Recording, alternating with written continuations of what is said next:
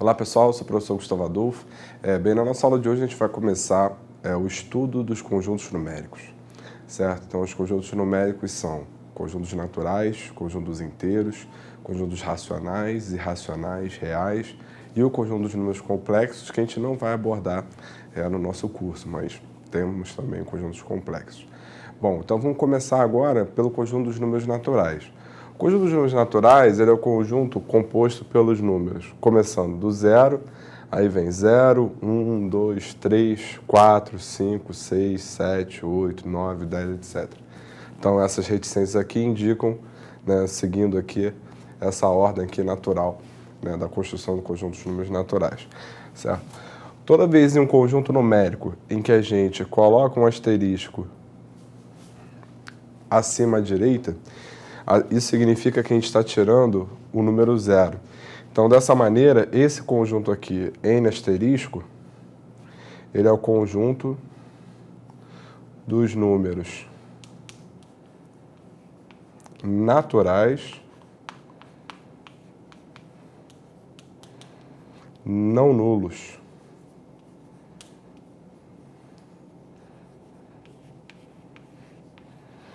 Ou seja, então eu tenho todos os números naturais, exceto o número zero, certo? Bom, e aqui temos uma definição de números consecutivos, antecessor e sucessor. Então, se n é um número natural, então n mais 1 é um número natural também, tal que n e n mais 1, por definição, são chamados de números consecutivos, números naturais consecutivos. O n, ele é o antecessor de n mais 1 e o n mais 1, ele é o sucessor de n. Então, um pequeno exemplo aqui. Então, considera aqui 3 e 4, por exemplo. Então, eu tenho que 3 e 4 são números consecutivos, onde o 3 é um antecessor do número 4 e o 4 é o sucessor do número 3, certo? Então recapitulando, o conjunto dos números naturais é o conjunto dos números é o conjunto numérico constituído pelos números 0, 1, 2, 3, 4, 5, etc. Toda vez que a gente coloca um asterisco aqui à direita acima, a gente tira o zero do conjunto numérico. Nesse caso aqui, a gente tirou o zero do conjunto dos números naturais, certo? E temos essa definição de números consecutivos, antecessor e sucessor. Beleza? Bom, vejamos agora algumas propriedades. Então, propriedades dos números naturais. Primeiro, todo número natural possui um sucessor. Tá? Então, não existe nenhum número natural que não vá possuir um sucessor. Então, a partir de um número natural, você sempre consegue somar um e chegar num próximo. Isso faz com que o conjunto dos números naturais ele seja um conjunto infinito, ou seja, ele não tem limitação, porque uma vez que você consegue sempre um sucessor, então esse conjunto você consegue sempre acrescentar um novo elemento. Então, ele não tem um número finito de elementos, né? A soma de dois números naturais quaisquer é sempre um número natural e o produto de dois números naturais quaisquer também é um número natural. Então, um exemplo aqui rápido. Então, por exemplo, eu tenho 4 mais 7, só que é igual a 11. Então, o que a gente tem? A gente tem que o 4 pertence ao conjunto dos naturais, o 7 também pertence ao conjunto dos naturais e essa soma gera um outro número que também pertence ao conjunto dos naturais. Então, a soma de dois números naturais quaisquer sempre gera um número natural.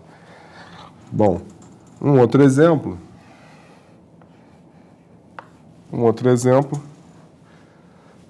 digamos, 5 vezes 8. Então, 5 vezes 8 é igual a 40.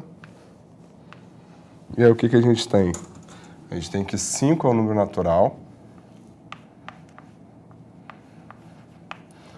8 é um número natural. e 40 também é um número natural.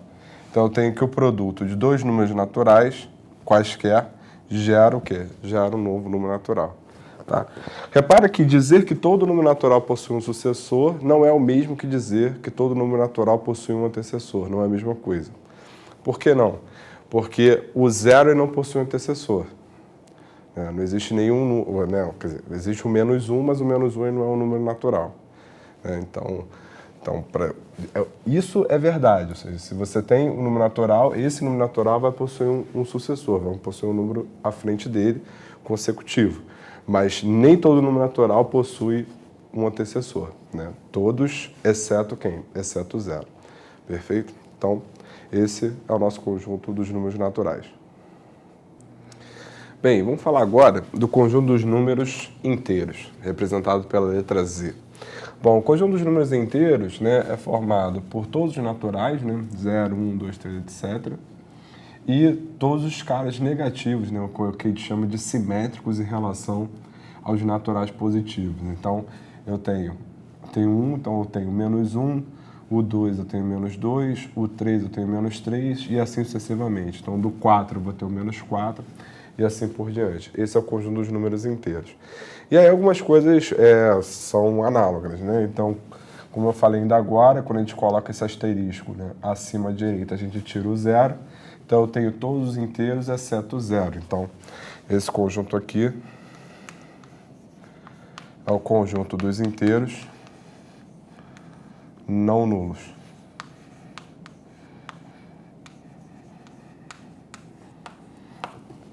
Certo? Quando eu coloco num conjunto numérico o símbolo de mais à direita abaixo, isso significa que a gente está tirando todos os números negativos. Então, esse conjunto aqui é o conjunto dos inteiros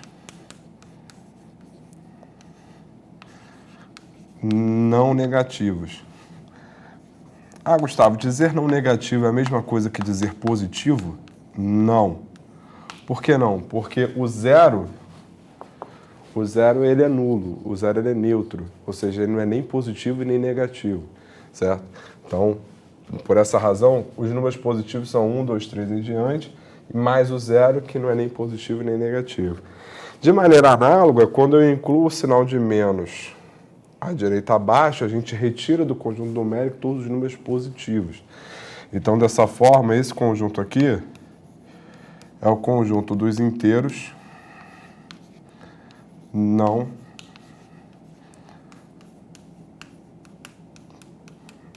positivos, certo? E pela mesma razão, eu não posso dizer que isso daqui são números inteiros negativos.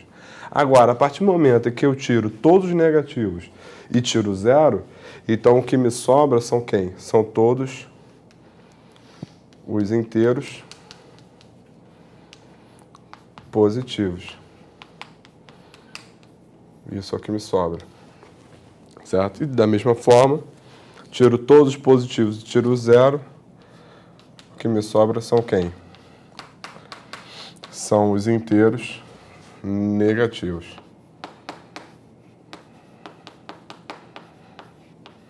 Certo?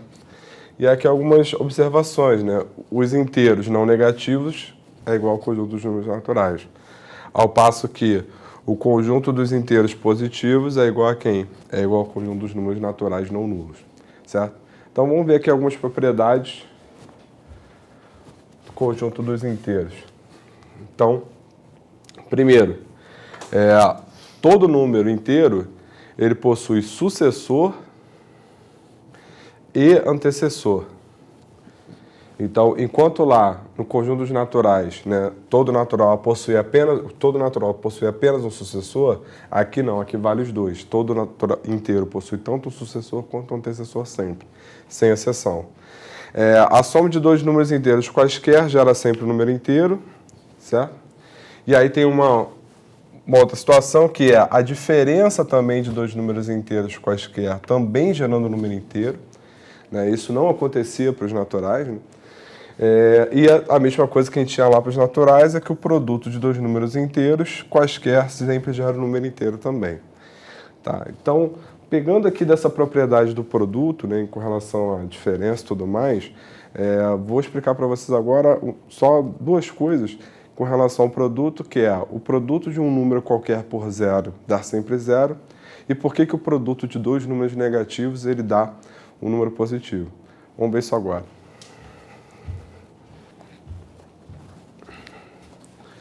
Bom, com relação a para mostrar que todo número multiplicado por zero dá sempre zero, né, eu vou considerar o seguinte: todo número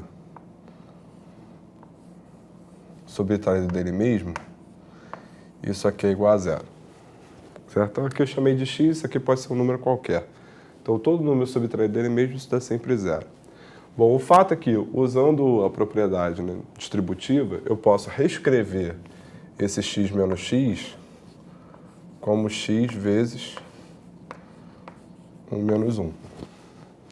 Então eu tenho aqui x vezes 1 menos 1, ele é igual a zero. Ocorre que o menos 1 é zero, né? Porque é o número menos ele mesmo. Então, o que a gente tem aqui, x vezes zero, isso aqui é igual a quem? Isso aqui é igual a zero, certo? E a volta a gente consegue também fazer da mesma maneira sem problemas. Então, de fato, todo número que eu tomo e multiplico por zero, esse produto sempre dá zero. Perfeito? Bom, aí entra a outra questão, que é quanto é que dá menos 1 vezes menos 1? Né? Bom, menos 1 vezes menos 1 vai ter que dar zero. Desculpa, vai ter que dar 1. É nisso que a gente quer chegar. Mas por que menos 1 vezes menos 1 dá 1? Bom, então o que a gente acabou de mostrar é que todo número, né, multiplicado por zero dá zero, perfeito? Então, é bem verdade que menos 1 vezes zero, isso aqui é igual a zero. Beleza? Bom, ocorre que esse zero a gente pode reescrever como 1 menos 1. Tudo bem? Fazendo a distributiva, o que a gente chega aqui, menos 1 vezes 1 mais menos 1 vezes menos 1, isso aqui é igual a quem? Isso aqui é igual a zero. Ocorre que todo número multiplicado por 1 é ele mesmo. Então, menos 1 vezes 1 é igual a menos 1. Certo? Então, qual é o número que, somado com menos 1, dá zero? O oposto de menos 1. Então, o oposto de menos 1, o simétrico de menos 1 é quem? É 1. Então, é por essa razão que, quando você multiplica dois números negativos, você obtém o quê? Você obtém um número positivo. Aquela velha história do menos com menos dá mais, o inimigo do meu inimigo é o meu amigo, né? Tem várias maneiras de você decorar isso. Mas você não precisa decorar isso, tem, né? Facilmente você percebe isso. Então, se vale para o menos 1 vezes menos 1, e aí para quaisquer outros números você consegue também, né, reescrever aparecendo menos 1 vezes menos 1. Né? Então, por essa razão, o produto de dois números negativos ele fica positivo. É por essa razão. Tá bom? Bom, então, dessa maneira, a gente encerra a nossa aula de hoje.